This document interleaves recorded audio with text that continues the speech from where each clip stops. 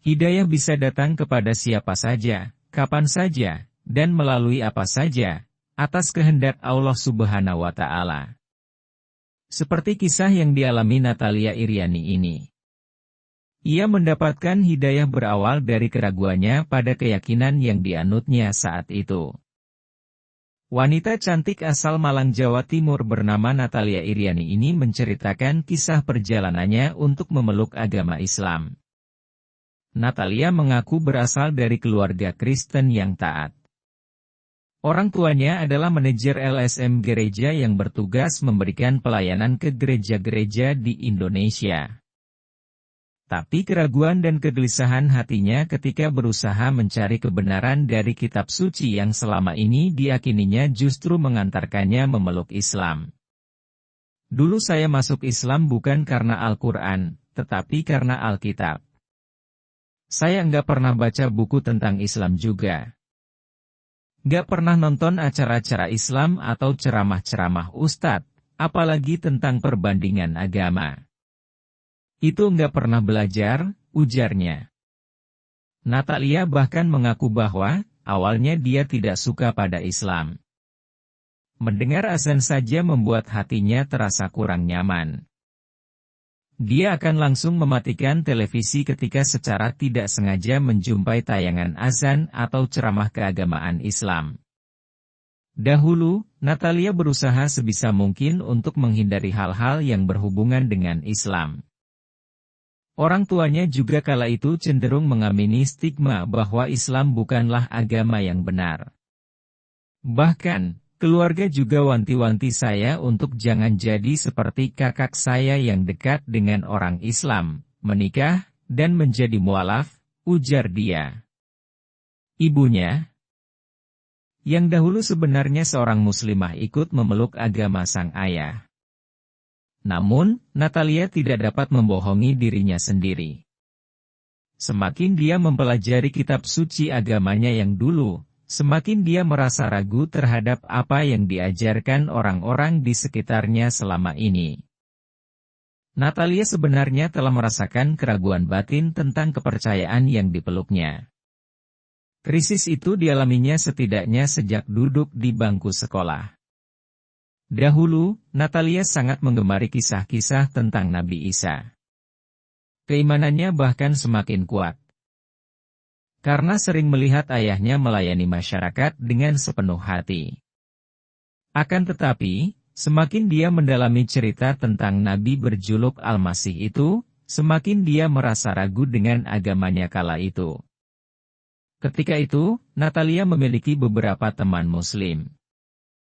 Dia telah mengetahui bahwa Tuhan dalam kitab sucinya dan Tuhan dalam Islam memiliki nama yang sama, yaitu Allah. Hanya saja, pelafalannya mungkin berbeda. Natalia tidak berhenti mencari jawaban atas keraguannya. Dia kemudian melakukan penelitian dengan menguji apakah ajaran pendeta telah sesuai dengan isi kitab suci. Namun, dari semua pendeta yang ditemuinya, tidak ada yang membenarkan pernyataan dalam kitab suci bahwa Isa adalah utusan Tuhan. Natalia berprinsip bahwa agama itu benar jika isi kitab suci keseluruhan benar, karena kitab suci berisi firman Tuhan. Bagi dia, firman Tuhan tidak pernah salah. Jika isi kitab suci saling bertentangan dan salah, kitab itu sudah diubah melalui campur tangan manusia. Natalia sering berdiskusi dengan temannya yang Muslim itu mengenai kitab suci agama mereka masing-masing. Hal ini juga yang membuatnya lebih mengenal dan mendalami Bibel serta Al-Quran. Ternyata benar, ada 12 ayat yang ditemukannya di Bibel saling bertolak belakang. Namun, hal ini dianggap waktu itu masih dalam batas kewajaran. Sebab perbedaan latar belakang, waktu, bahasa dan tempat penulisan diakui ada. Bagaimanapun, jawaban sebatas itu tidak serta-merta menghilangkan keraguannya. Dia yakin betul, seharusnya kitab suci meski dengan latar belakang tempat, bahasa, dan waktu penulisan yang berbeda berisikan hal yang tidak kontradiktif. Sebab, sumbernya satu dan sama saja, yaitu firman ilahi. Dari sanalah, dia tidak hanya mulai meragukan ajaran pendeta. Kini, dia mulai merenungkan kembali ihwal kebenaran pada isi kitab sucinya. Untuk itu, Natalia pada saat itu terus mencoba untuk meneliti isi kitab suci. Sampai-sampai saya menangis dan berdoa untuk menemukan kebenaran dan meyakini Tuhan itu satu, yakni Tuhan semesta alam yang harus disembah. Namun saat itu saya bingung Tuhan mana yang harus saya sembah. Apakah Tuhan yang saya sembah itu sudah benar atau menyembah Tuhan yang salah, tutur dia. Saat itu dia berdoa meminta ampun kepada Tuhan atas keraguannya, karena dia tidak tahu dan salah telah menghambakan diri. Karena dia meyakini bahwa dia menghambakan diri kepada Tuhan semesta alam dan meminta untuk ditunjukkan kebenarannya. Setelah berdoa, anehnya ayahnya kemudian menunjukkan ayat kitab suci yang menunjukkan Isa adalah Tuhan. Di situ keraguan dia sempat agak berkurang. Beberapa hari kemudian, Natalia mendiskusikan temuannya itu bersama dengan kawannya yang Muslim. Dia lantas mendapatkan pertanyaan kembali. Apakah kitab aslinya menyebutkan hal yang sama, setelah dia mencari di kitab suci yang sama, tetapi dengan bahasa aslinya?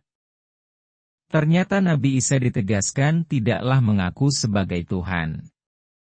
Sosok Al-Masih menegaskan dirinya sebagai guru dan bapak atau junjungan, yang dalam bahasa Ibrani diistilahkan sebagai kurios.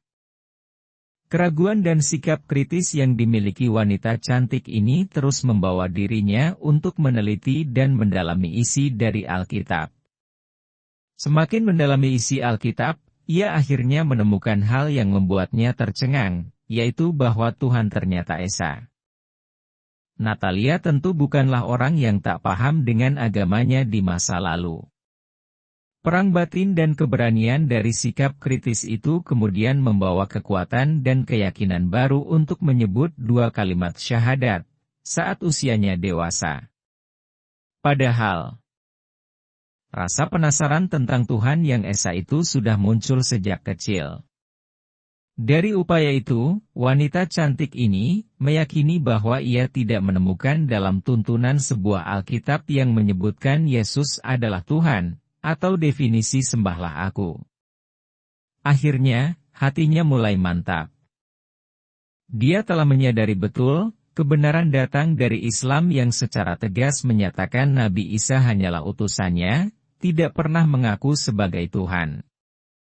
Dengan penuh kesadaran, Natalia menerima ini sebagai fakta, dan langkah awal baginya untuk menemukan pijakan yang lebih teguh.